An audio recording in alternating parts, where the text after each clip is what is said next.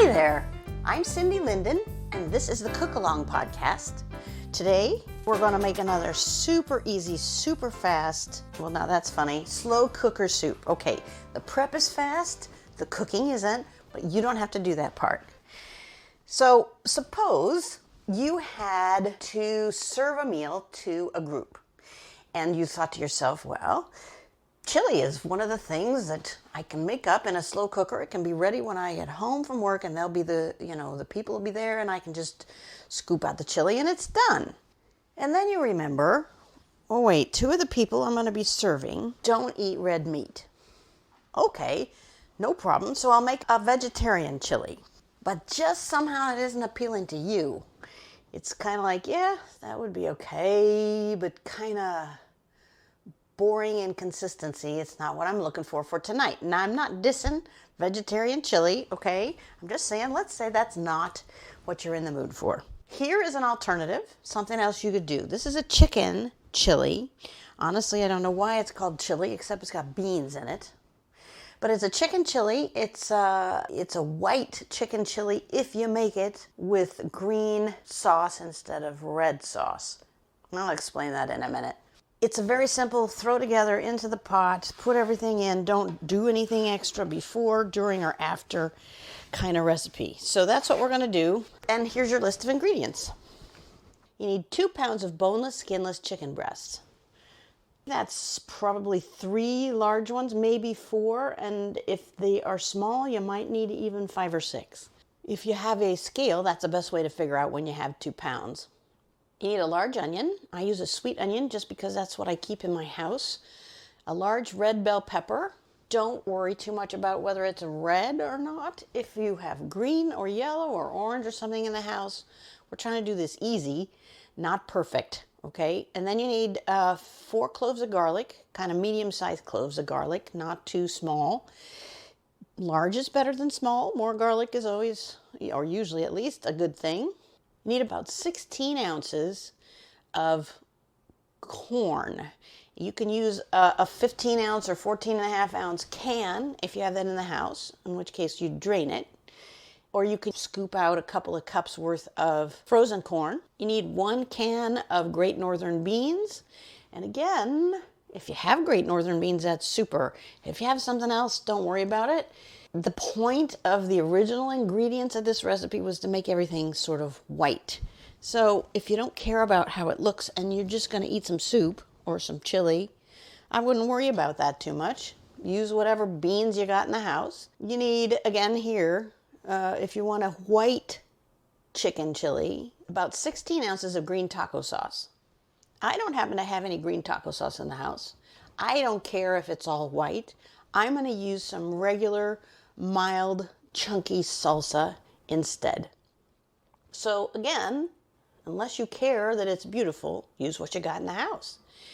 You need 1/2 cup of chicken broth and a little salt, and that's it. The thing about this is, as I said, it just all goes in the pot. There really aren't any do-aheads except to put everything out on your counter where you can easily get to it. If you have to defrost some chicken breasts, that could be a do-ahead. Here's what we're going to do once you've got everything ready in front of you, which I already did. I'm going to take my chicken breasts and we're going to cut them in half lengthwise. Mine are really quite big. I got them from Costco, and if you ever shop at Costco, you know that everything Costco sells is big, and these are no exception. So I may need to cut them more than once. But what you're doing generally is cutting them in half the long way and then going crosswise to that, cubing them. You know, you're making slices perpendicular to that first cut in order to cube the chicken. And yes, indeed, it's too big for one slice, so I've added 2 more slices to mine. Isn't that funny? You can't get anything normal size at Costco. I got a package of grapes at the same time that I got this chicken. Not only was the package of grapes huge, but the grapes themselves were the biggest grapes I'd ever seen. They're just red grapes, but they were huge. They were like, I don't even know what to say. They were the size of ping pong balls. Cut up your chicken lengthwise, crosswise into cubes. The goal is bite-sized pieces so that people don't have to eat their soup with a knife and fork. Mine isn't quite 2 pounds. I know I'm a little bit under with 3 very large chicken breasts. And I don't care. It's close enough. Sometimes I'm an I don't care kind of cook. So once we have our chicken breasts all chunked up, bite-sized pieces, I started to say we're going to put them right in the pot. But I'm going to go backwards a little bit. There is one do-ahead. Before we put the chicken in the pot, it wouldn't hurt to spray. Use some nonstick cooking spray on the inside of the cooker. That's another duh moment, isn't it? Because you wouldn't use it on the outside. But there you go. Into the sprayed pot, you just scrape all that chicken off your cutting board and into the pot. If there are pieces that are stuck together, this is your chance to separate them, and that was what I just had to do. Okay, next thing is an onion. So most recipes, it seems like, ask for a medium onion. This one asks for a large onion. And I'm going to see if I can describe to you how to cut an onion.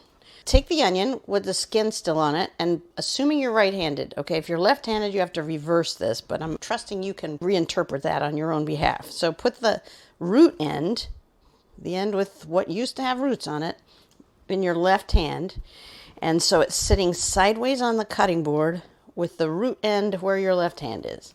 And then on the other side, cut off enough to make a flat surface. At that point, you can stop and peel the skin off the onion. Take off any layers that are papery or have papery parts, because we're going to chop this whole onion, so you don't want to accidentally get the papery parts in your chili. You don't even have to get them all the way off. Just peel them back to where the root is if that's what you want to do.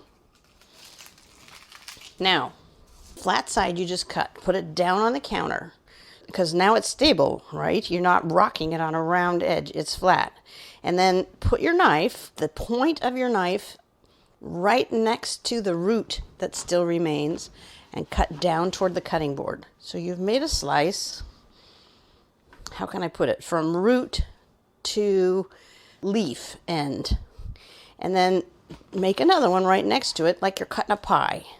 And just go all the way around. Keep them kind of narrow. The slices kind of close together. You might find that you have to hold the onion together. We're going to go all the way around this onion as though it were a pie, cutting from the root end down to the cutting board.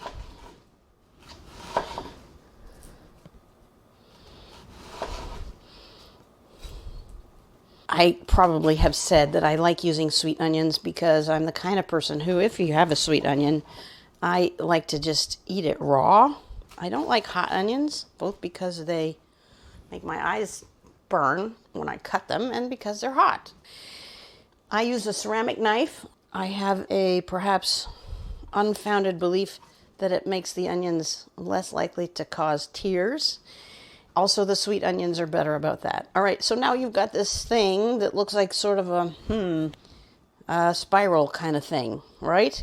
Your root end is still up. Now we're going to take your left hand and put it over the root and turn the whole thing, tip the whole thing back on its side. So now it's on its round side again, and your hand is on the root end. And now you're going to chop again down, starting at the flat end, chop down toward the cutting board.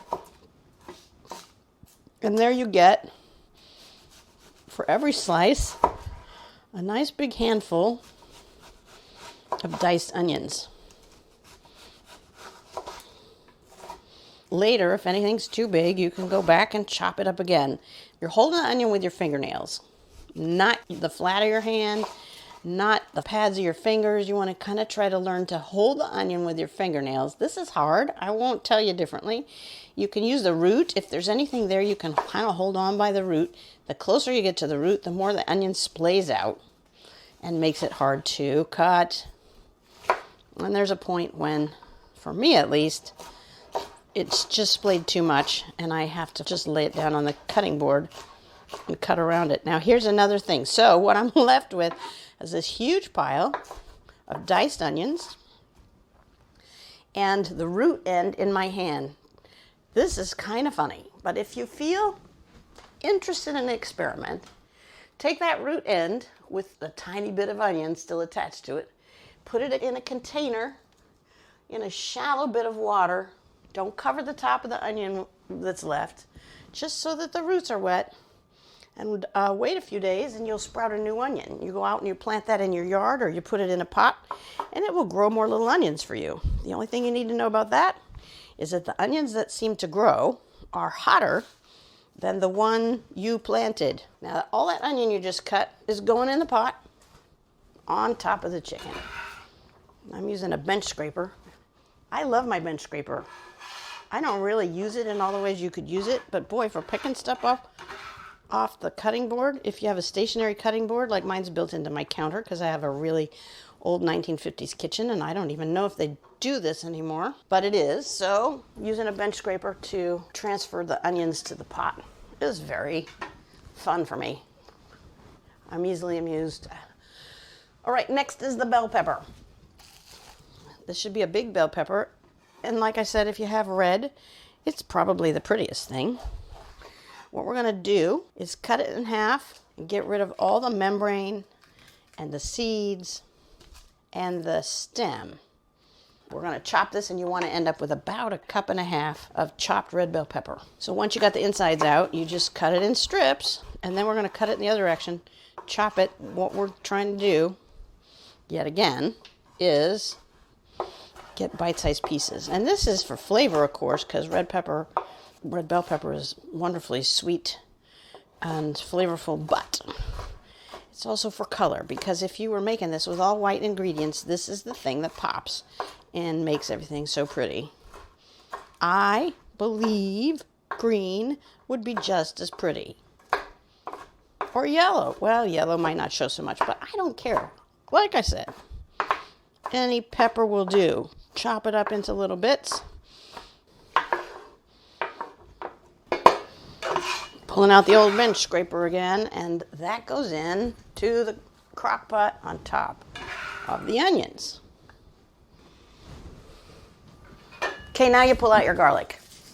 Now I'm going to use the bench scraper again. But here's what you're going to do before you do any peeling, before you do anything. First thing to do to these cloves of garlic is cut off the flat, dry end. Just take your sharp knife and cut it off.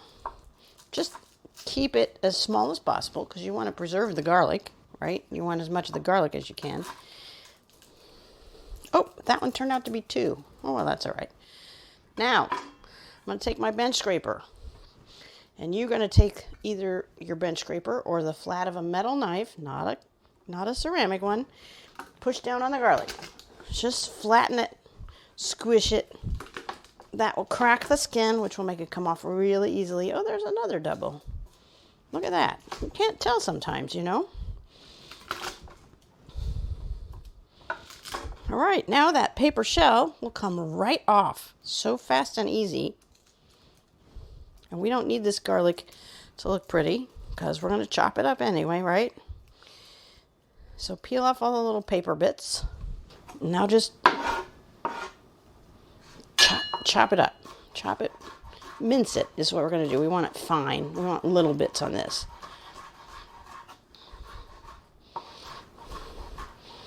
Again, I love my ceramic knife for this, but then I love my ceramic knife for everything. If you have questions about cutlery, there's actually a blog post that I wrote on the website, which is thecookalongpodcast.com, that talks about different kinds of knives, why I like them. All right, let's be honest. It does talk about different kinds of knives, but what it really talks about is why I like ceramic knives so much. That's what the bottom line, that's the punchline of the article. I kind of gave away the whole thing. Anyway, that's what it is. It's called, I think, Let's Talk About Knives. There's a lot of cool blog posts on there. That's where I do a lot of research. Look stuff up about why and how and whether and which, and write them out and share them. They're usually very short and very illuminating. I've learned a lot while writing those blogs, and I think that people might enjoy them, so I hope you'll check it out. There's my minced garlic, bench scraper, and in the pot it goes on top of the red pepper. Next is the corn. And I say that with some chagrin because I'm going to use a can. I don't usually even have cans in the house. I use the frozen vegetables because I believe they taste better, I believe their texture is better, and I believe that more nutrients are included in them. In fact, I know that. Sometimes frozen vegetables are fresher than fresh vegetables. Did you know that? Because as fresh vegetables sit, even in a farmer's market, they're leaching their nutrients into the air. And frozen vegetables are frozen almost immediately. They get them off the cob, they throw it in the flash freezer, and there you go. Everything that came on the cob is still in there in terms of nutrients. But today I have a can, and this is a good place to use it. So if you're using a can, drain it. If you're using frozen, put in about 2 cups. Just throw them in. You don't have to defrost it. Don't cook it. Don't do anything. But do drain it if you're using a can. And in it goes on top of the garlic. Okay, the next ingredient is the beans. And this probably, it's not like you're using dried beans, okay? So this is a can. And I do happen to have some Great Northern beans, so that's what I'm using. If you have a favorite bean, use your favorite bean. Who cares? Okay, this one also gets drained. So dump it into your colander. Scrape out the ones that always stick to the bottom. There we go. And rinse them as well. I'll let the water drain off of that for just a second. And then that's going in as well. Into the crock pot they go. All right. Now, here's where we come to the sauce. And I'm just going to suggest that you don't worry too much about it. If you want something pretty, we're going back to here's the pretty version stuff. The pretty version stuff is 16 ounces of a green taco sauce. That's because that keeps the chili sort of white color, and only the yellow and the red from the corn and the red pepper will decorate that. As I mentioned repeatedly, I don't care.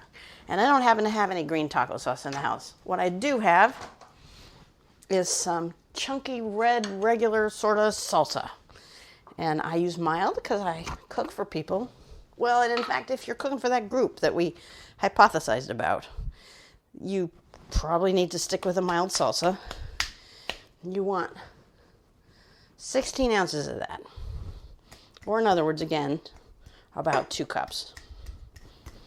The 16 ounces of salsa also goes into the crock pot.